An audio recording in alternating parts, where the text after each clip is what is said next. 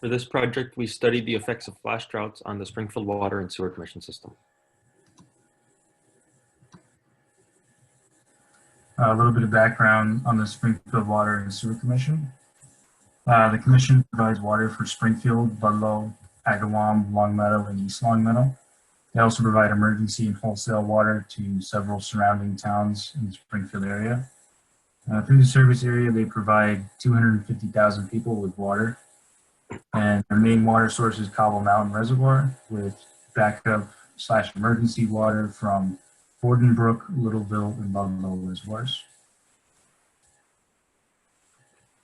So a little on the Cobble Mountain Reservoir. It's located in Blandford and Granville, Mass. It has a max capacity of about 23 billion gallons. It was built in 1931. It's fed primarily by groundwater and in emergency the Littleville and Borden Brook reservoirs. And water will leave this reservoir and go to the hydropower station or the intake reservoir. The hydropower station was built in 1930. It's located between the Cobble Mountain Reservoir and the intake reservoir. The capacity of the power plant is 33 megawatts, and this transfers to generate enough electricity to power 25,000 homes. The majority of the water is used by the hydropower station gets directed back into the intake reservoir, then to be treated by the West Parish Treatment Facility. However, some of the water from the power plant is lost as spillage at the intake reservoir. A flash drought is a drought that's classified by intensification rather than duration, as many other droughts are. They're typically the result of high temperatures and low precipitation over the course of weeks or months, not years like many major droughts would be. Because they can develop in such a short span of time, they're quite difficult to predict. So there's no warning system in place and communities can be caught unprepared. While they're not as long lasting as major droughts, they can still be quite severe, and their effects can be felt in agriculture and possibly even drinking water supply.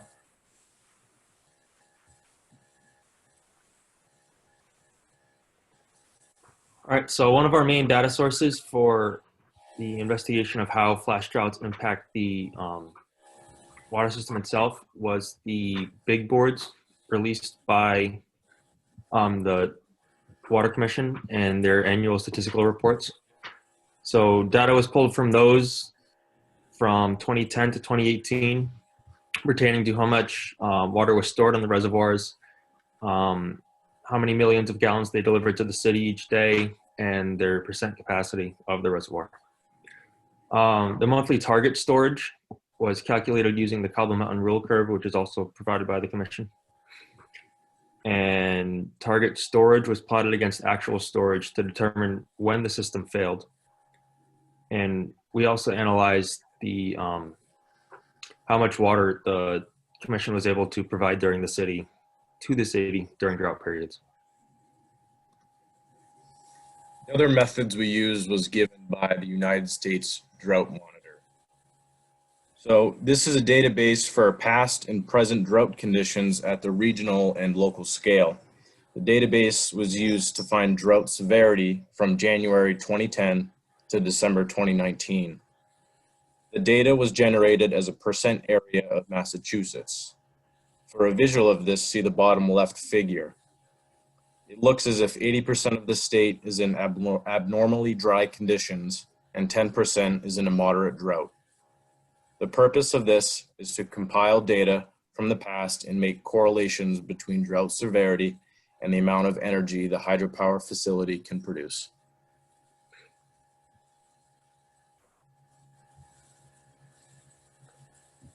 So this is one of the first figures we made, which this is the plot of target storage versus actual storage. So some of the main things this graph tells us is that you can see in 2016, 2017, the system was in failure for about 4 months. However, it did recover relatively quickly, and the reservoir held extra water for a few months after that. The late dip in 2010 is unaccounted for. We researched this pretty thoroughly. We didn't see any major construction projects that would have required the water level to be held low. There weren't any major droughts or anything. And any gaps in this data are due to unreported data. So this is the plot of water deliveries to the city. As you can see, during the drought period, which was late 2016, early 2017, water deliveries were still pretty normal. And it's also worth noting that deliveries for the rest of the year were a little above average. This combination chart compares drought severity to hydropower generation in hours. The least severe droughts are shown in yellow, and the most severe droughts are shown in red. Here are some key takeaways from this graph. The duration of the 2016-2017 flash drought was relatively short with a high intensity. The duration is the time corresponding to the D3 severe drought conditions, and this is approximately August 2016 to February 2017. Also note the dry and moderate drought conditions for the year previous to the onset of the flash drought. This can also be blamed for the intensity of the flash drought. Lastly, the blue plot shows the hydropower generation. Notice the drop in generation when drought conditions are seen.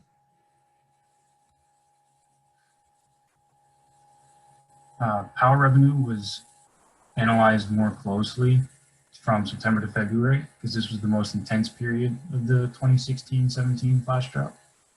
The average revenue in megawatt hours for each of these months was calculated for the 10 years available. And we also calculated September to February of 2011, 2012, because it was one of the only periods over the decade where there were no dry conditions at all. It's cool to see what it could do when there's no drought at all for it. Over this period, the station produces twice what it would on average when there are no dry conditions. And during the flash drought, it only produced 1/3 what it would on average.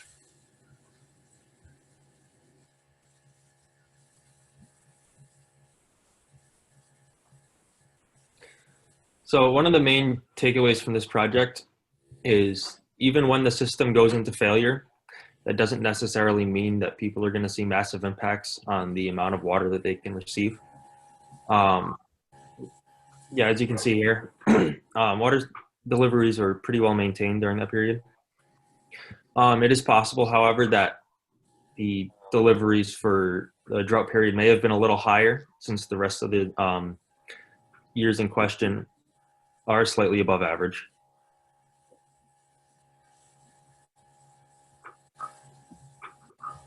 The lack of precipitation in spring and summer of 2016 led to the flash drought.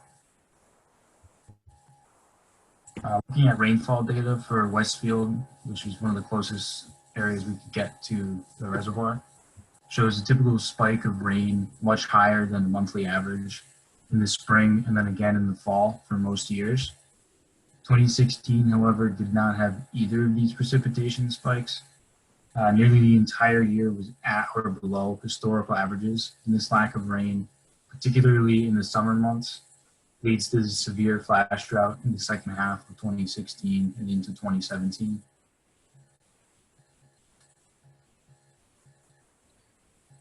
Water demand increases in periods of drought to meet customer demand. This graph is a combination chart showing million gallons delivered versus drought severity. Notice the spikes in water delivered. These line up with the summer months when dry conditions are most often seen. The greatest cause for increase in demand during droughts is to irrigate farms, lawns, and gardens. Also notice the red arrow indicating a drop in water delivered at the beginning of the flash drought.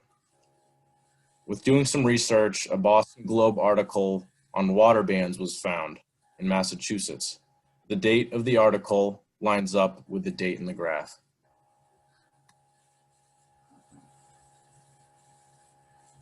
During the flash drought, hydropower generation decreased, causing a loss in revenue.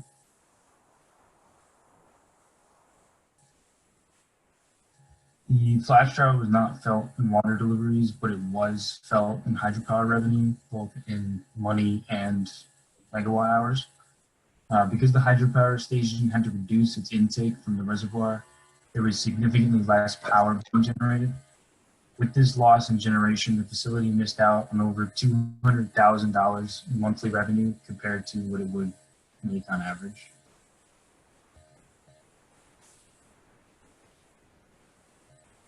Flash droughts are also more likely to occur frequently in the future.